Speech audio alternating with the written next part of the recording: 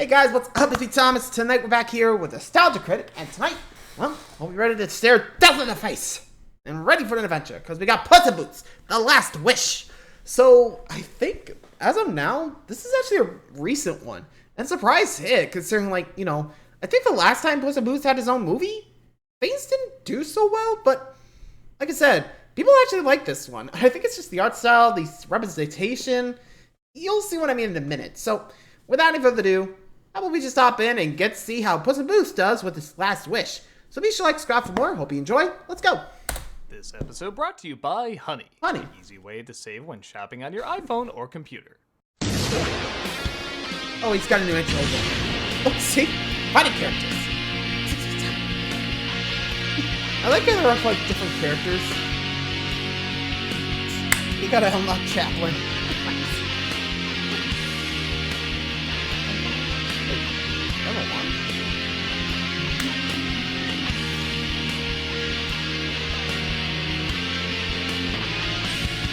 Here we go. Alright, do it. To the way chart, of guys. water cracking over $2 billion. Yes, but we couldn't have done it without our chart queen, Charlie. All hail. Oh, gentlemen, please. I'm just the one who threw all the money at it. You're the ones who turned it into even more money. By following the charts. That's right. By rehashing a 13-year-old idea, It's already based on a 30-year-old idea. we proved Oh, boy. that Hollywood is not out of ideas. Oh, and everyone's quoting it left and right. No. Right? I mean, it is one of the top 5 highest grossing movies. Everyone must be quoting it. Like, You got nothing, do you? bro! Bro, yes, absolutely. That was the Sure. best line in the script. What's a script? Oh, it's what actors read to make the movie happen. Oh, well, I hope none Yep. of my money went into that. Not really, just effects. And even then, that's debatable. To manipulating the bare minimum. With money. And charts.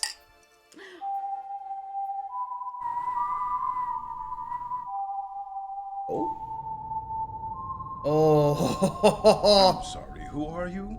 Apology accepted. Excuse me, but this is a private celebration. There's the famous cats. Who made the other famous cats? Oh, you're a fan of our work. Oh yeah. You made the cat film that came out in December, right? Yep, December. that's us. The one that lasted in theaters well past expectations. On the money. The sequel to a film over a decade old that nobody knew they wanted. You flatter us, Mr. I'm sorry, what was your name again? The film everyone's still talking about. Not everyone. Memes all over the internet, lines being referenced left and right. Countless videos discussing its themes, characters, and story. That doesn't sound like our work. Someone over yes, it does. Oh, I mean, Don't take your. outside the Don't take the Yes, credit. the box office has shown us that we are the masters of storytelling. Hey, I never you do sure this, about but that? can I get your autograph? Oh, certainly.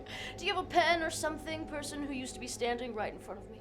hey, where do you go?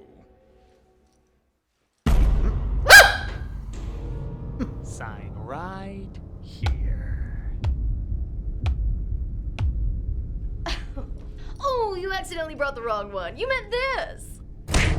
Oh, jeez. Oh, They look at just- time. If not be terrified. They just chug it down.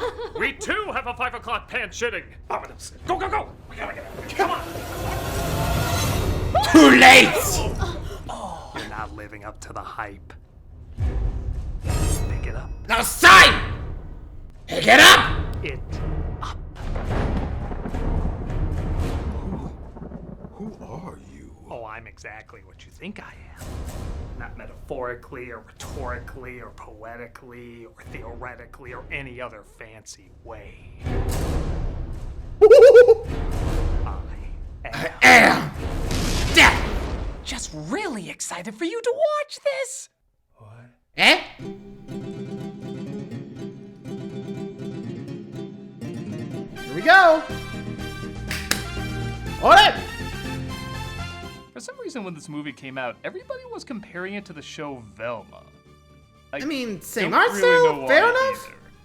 either. They're both animated. They're both comedies, supposedly. They're both movies. No, wait, they're not. I didn't get this comparison. To me, Avatar: The Way of Water was the real comparison. They're both sequels to films that came out a little over a decade ago, both clearly animated. Both came out around the Christmas season, and both lasted longer than expected in theaters. But where the adult one wanted to look real and basically had a script for children, the children's one wanted to feel real and basically had a script for adults.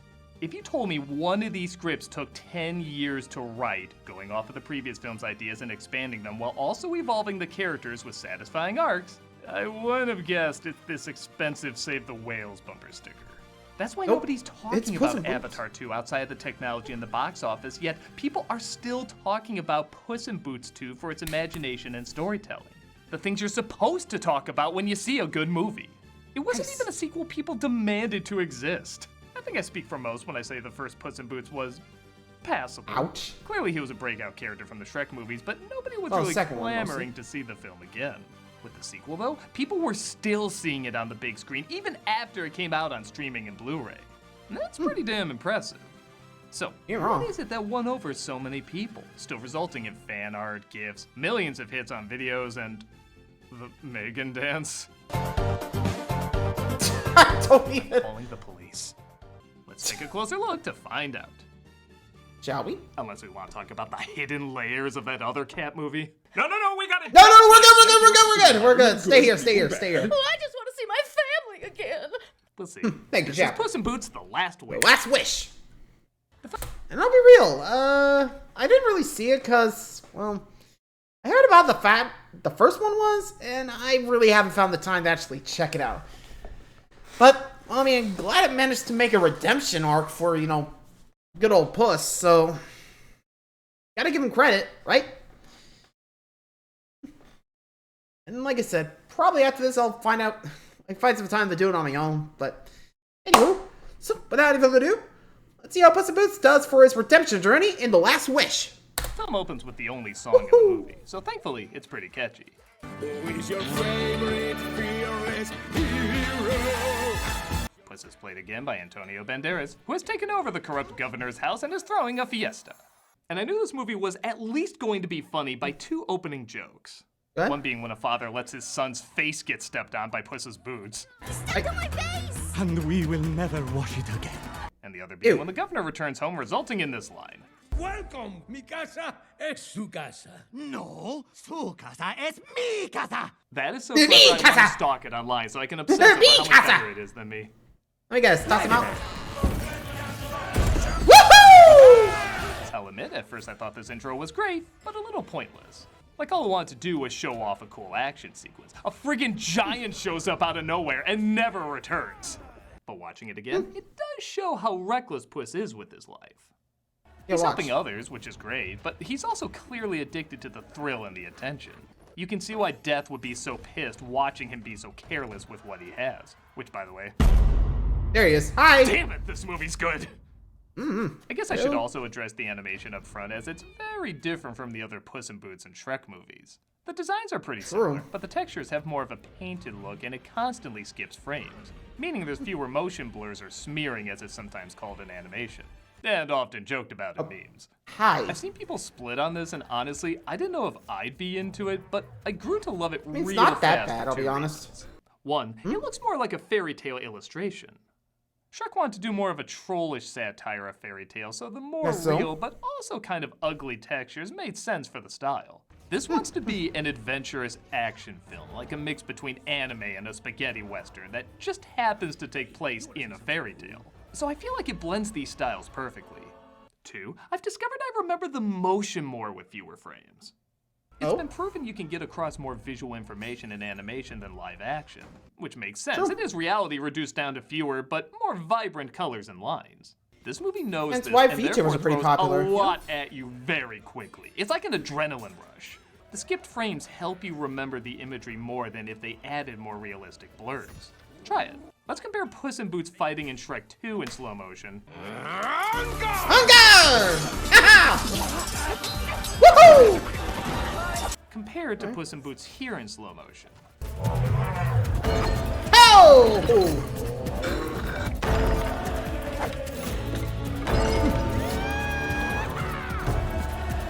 if you pause it randomly during an action sequence, everything looks like a beautiful painting or 3D comic book panel. I know the style is becoming more popular, and while I wouldn't want to see it everywhere, I do like variety. If it's done with the right project, it can create imagery that'll last with you forever. And you ain't wrong. Like, when you compare it, like, when you pause it, like, it's not doing, like, or, like with some of the others. But here, well, it's actually a lot cleaner. Which, again, you pretty much just pause at a certain moment and be like, yep, saving that for my desktop, or phone, or whatever.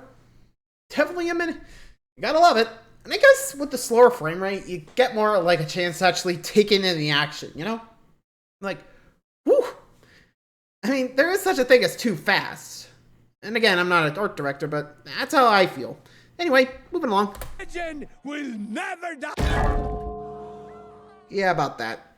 Speaking of forever, Puss in Boots is killed after defeating the giant, resulting in him showing up at the doctor trying to figure out how many of his 9 lives he has left. This is another example of the film doing way more than it needs to.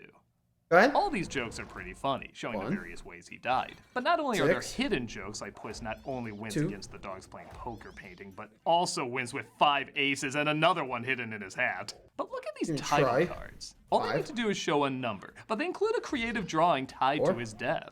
Death is Okay. even seen in the corners of each Oh. one as he gets closer and closer. Is this amazing? No. But Geo! there's a million 7. little touches like this Bye-bye. that add up more and more. Case in point, when he's told he's on his last life, Puss laughs off the danger and goes to a bar to drink shots of cream. Another glass of cream. Make it your heaviest. Oh, I keep the heavy stuff in the back. That's funny enough, but if you notice he has I 8 keep it in the back. glasses empty, and he's drinking his 9th just as Death walks in. This whole movie feels like Eddie Valiant's desk scene. I just love how much they're sneaking in without you even being aware of it. Pretty There's much. the famous hat, the feather, and of course, the boots. It's Wagner Moura as Death, doing one hell of a What? job giving this creepy-ass thing a creepy-ass voice. Can I get your autograph signed Mind if I by get it? there? There. My only complaint is, it takes Puss way too long to figure out who he is. Puss in Boots laughs in the face of death. So I've heard. I just assume he put together this was the Grim Reaper, but I guess that's a big twist in the middle that is about as shocking as Judge Doom being the bad guy. Yeah, I don't know what's up with all this. I Roger guess Rabbit he was kind of references. expecting it, but Pick it up. didn't think it was going to happen. Pick it It up. up. First time Puss may have met his match, shown beautifully in this reflection shot of Puss being I mean, you gotta love the disoriented sickle with flip swords, and the too. climax with Death being disoriented. And he decides to flee. Spoilers. Corre, corre, gatito. Now all they have to do is show him going to an old cat lady's house the doctor recommended when he retires. One shot, easy. Instead, it's shown to us in this cool way.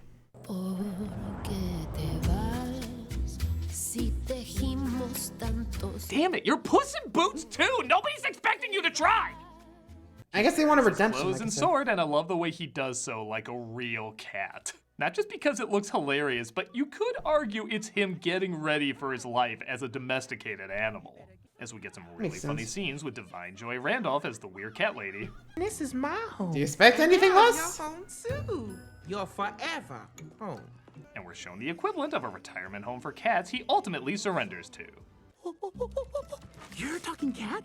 I'm a talking cat. Let's talk. Okay, so if you're like me, you got your Olaf from Frozen 2 cross and Gurgi from Black Cauldron Holy Water, but Perito, played by Harvey Gillian, admittedly does walk that line, but never crosses it. His story Really? is pretty decent. He wants to be a therapy dog, but is pretending to be a cat because nobody wants him as a pet. What could they possibly want to offer Puss in Boots? What's up, Puss in Boots? Seriously? While his jokes are hit and miss, his chipper personality balances out when we find out later what a depressing life he has without even knowing it.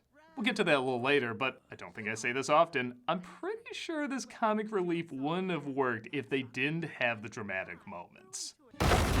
It's whoa! Speak of whom, 3 bears led by Goldilocks, played by Florence Pugh, are searching for Puss in Boots, and she tells the bears, who have only snarled and growled up to this point, to rough up the cat lady, resulting in this. Excuse me, my darling. We're looking for the legendary Puss in Boots. No, it's a decent joke, but that's not all it is. These bears actually do have distinct, likable personalities. They apparently like having Goldie as Hey, a member likable of the villains. family, but want to help her out in finding a fallen star that's said to grant one wish. All of your guts for garters. Too hard. God, that was not just right. Again, if I had to nitpick, I would say they probably do the just right joke a few too many times. These ones are just right. It will make everything just right the day when our world became just right. Oh, that is just right. But it does tie into the message, and the film is meant to also entertain kids, so I give it a pass. That star has one wish to grant. One wish. Puss in Boots hears about the star and a treasure map needed to find it and also make the wish. And it looks like it's in the hands of Big Jack Horner, played hilariously by John Mulaney. Excuse me? Could you do the thumb thing? Like in the fairy tale? Wasn't a fairy tale. It was only a nursery rhyme. Look at the design of this guy. He Damn. looks like a Monty Python big cartoon boy. mixed with a drag version of Brains Robot. Yeah, big head, or big body, little head. It's pretty damn funny. Even his quick backstory gets a good laugh. What's impressive? I've been a boy the whole time. Yeesh. The first time Someone's jealous. Does it mean there's technically 4 of these that came out last year then? Can we stop before that gets weird? Baby unicorn horns. Oh yeah, this Yeesh, film also that's has messed the up. crazy mean-spiritedness of the best Shrek movies. Like when one of these sisters is told she'll carry her weight in gold, the Midas touch turns her into exactly that. And she never wakes up. Yeah, the body Alright, count girl. adds up to 23, which doesn't include these poor people that couldn't have survived this. Focus! Hand over that Oh, jeez, bye! holes in the lot of ya. Again, love Oh. a PG movie that actually has a reason to be PG. Youch! Booze? Kitty? Kitty? Kitty! Ow! Directed by Kitty Softpaws, played again by Selma Hayek. Mm-hmm. Turns out is looking to find the Wishing Star too. You have a lot of nerve. Yeah, three-way now. Here. I was the best thief you ever hired. You robbed me. God damn it, some of these jokes are good. Yeah, you gotta admit, the whole, like, I'm the best thief you ever had. Like, you robbed me! I'd probably been like, yep, and I do it again. I don't know. I wonder if that was, like, when she was leaving, or has, like, a hiring process. Be like, hey, robbed ya. You wanna hire me? Anyway, Horner is getting spooked. Puss and Kitty escape with the map. Woohoo! Woody Magic and Jack Ow. following closely behind with his baker's dozen. By the way, wonder where he got those unicorn's horns from? Ouch. This movie has so much extra credit, it's making all the other movies want to kick his ass in class. I'll protect them. Don't worry. Oh. So tell us how you became an... Okay, I'm guessing it's, yeah, it looks like it's, I guess that was just a quick little, side glance into the commercials.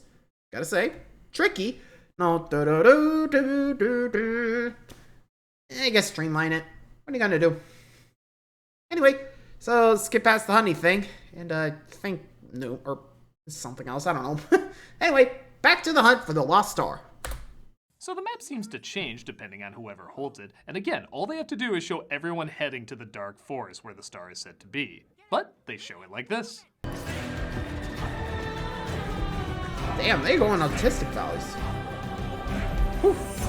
This film is trying to take those end credit collages that are trying to make the film you just watch look better and actually make the film better with it.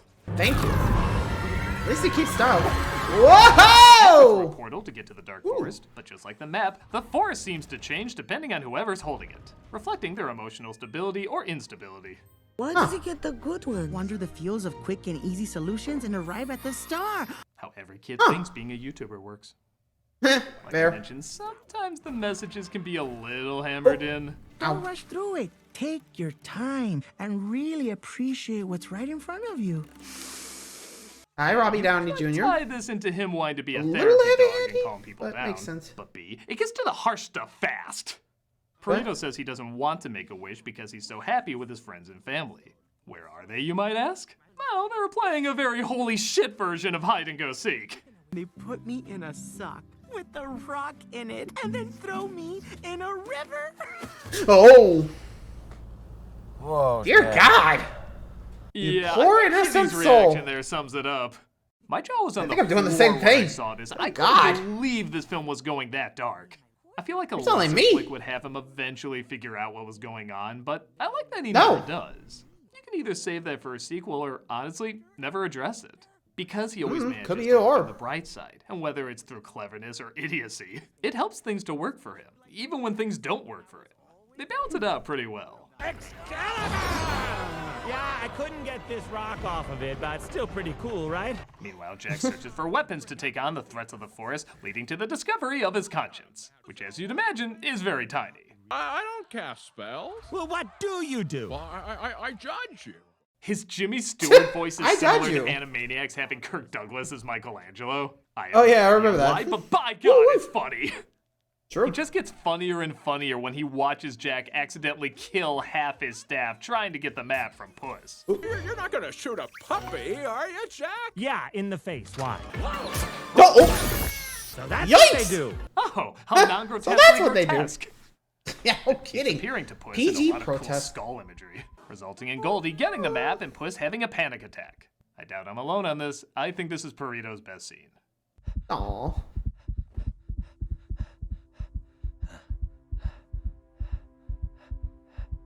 See what I mean? Just when you're one step away from saying, I'm gonna lose my shit, he says, Hakuna anything. Suddenly you're like, I'm not crying, my emotions are just leaking. Aw. You just gotta... Reveals that the reason Kitty is so angry at him is because he abandoned her on their wedding day. I just wish I hadn't hurt her so badly.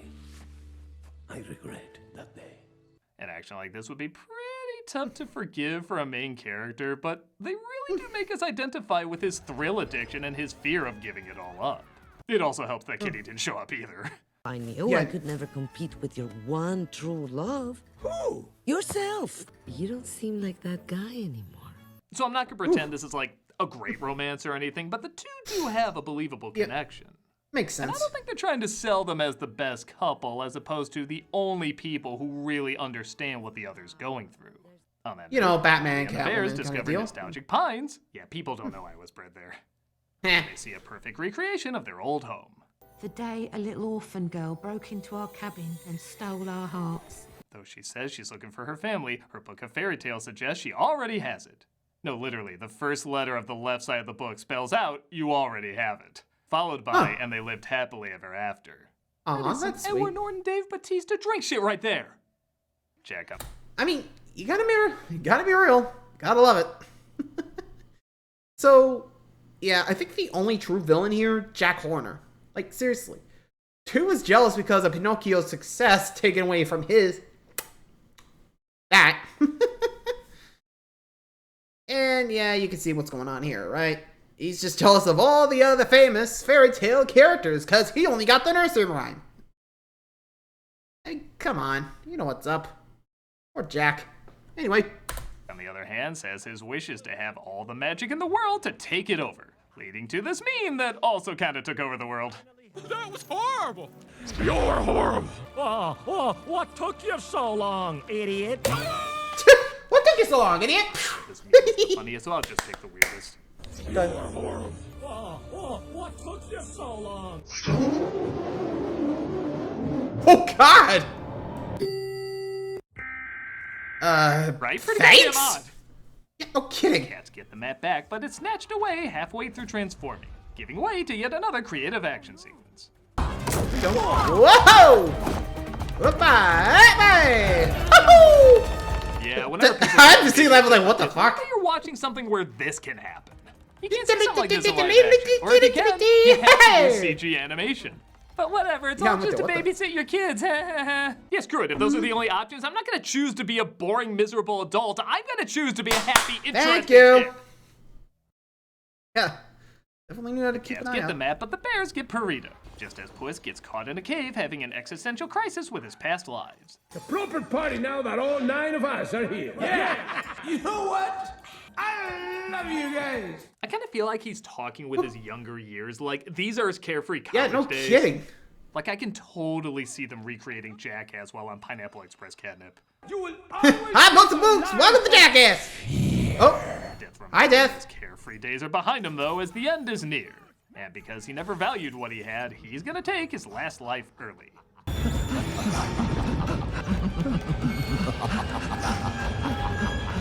Don't make me jealous there's not a haunted house based around you. Seriously, someone get on that. I wouldn't be He surprised. escapes and gets to the star just as Kitty saves Perito and shows up behind him. Goldie and the bears aren't far behind either, as she reveals she wants to use her wish to get away from them and find her real family. The bears are heartbroken, but in a nice twist, they still see her as family and want to help. And whether you think we're your family or not, if this is something that will make you happy, We'll get you that wish. Yeah, asshole! Kitty sees Puss making the wish and thinks he's being selfish again. But he says that death is after him just in time to see, well, everybody's after Everybody. him. All 5 stars.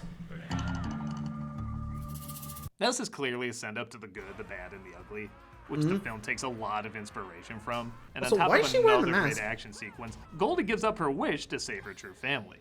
I told you, baby! You're the smash, I'm the grab. Yes! And if you've noticed, her appearance reflects that.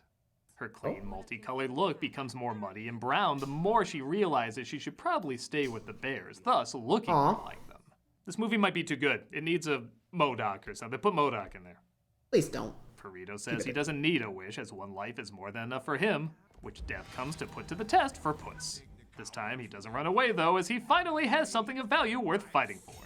Lives flashing before your eyes? No. Nah. Just one.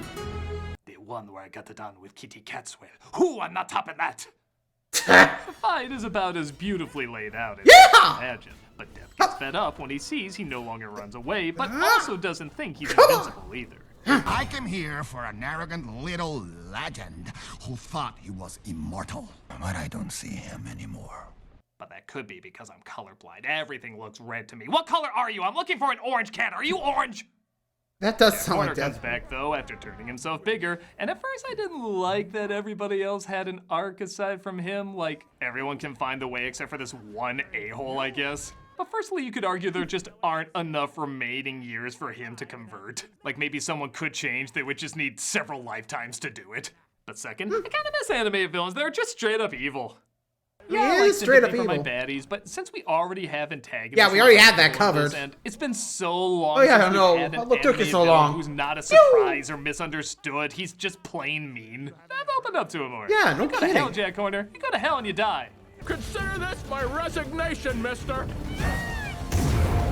Is destroyed, so the star is destroyed, and everyone goes home. Along to with their Jack. newfound families. Except the bug, he still gets shit up. Hold still. No, wait just a second. Oh, Just a sorry. his face, and he won't feel so bad. The ending teases another Shrek sequel in the near future, and Well, maybe? honestly, I don't need it. Give me Puss in Boots 3. I wouldn't be mine. Talk about making lemonade from lemons. Where the hell did this movie come from? In an age No where kidding. IP is being beaten to death and old tricks are just becoming older tricks, this movie has so much passion, so much style, so many little touches, while still working off of timeless themes and ideas. Are the lessons in this really that new? Not really. Not really, People but even they say do for what tell they it in got, an the interesting movie was way. overhyped. And that's all you can really I ask see how for. someone would think that. I think Amen. it's similar to when I first saw Back to the Future. Like, the buildup was so much, I was kind of shocked to find it was simply a well-made movie. But if a well-made movie is made really well, it can kind of be like the cheeseburger from the menu. It breathes new life into something you thought had Simple, more yet life in it. effective. Make you remember Gotta the love it. charm and excitement of watching something people clearly put their blood, sweat, and tears into. And sure, lots of films people put their blood, sweat, and tears into, but the great films make you feel that devotion in every frame, every shot, Amen. every hidden Easter egg, every unique angle, every line delivery. It tries to do more than what's expected of it without Definitely feel forgetting like you're what coming it along is. for the ride, A you know? smart, funny, emotional, action-packed adventure everyone can get into. Yep. Even though they repeated it again and again, I think Goldie put it best when she said, "It's just right." Amen. Will Hollywood learn to turn out more films like this? I have an idea. Puss in Boots goes to Pandora. Oh, and then they can meet up with. Name one of the characters from those movies. Nobody can. Take my money, anyways. I guess not. I guess. Death, you mind? I'm a nostalgia critic guy, remember it, so you don't have to. Hey, Death, you mind getting those 3? I think they deserve it. Oh, you're still here? Funny to have that one. It's almost kind of like a Ferris Bueller, little reference. I kind of like that. Nice job. Well, there you go. The Last Wish. And honestly, definitely a fun ride. Yeah, I mean, the message may be similar, but definitely tells it in a unique way. Gotta love it. And I think that's what makes this thing strong. Like, it builds out the message in a way that you kind of don't expect it, Like, you could have easily had Puss make the wish to get the lives back, but no. He doesn't. He stands at the death and realizes, live one life, gotta live it. Yeah, like I said, you gotta love him. Anywho, hope you guys enjoyed that one. Till next time, like, subscribe for more. Sayonara.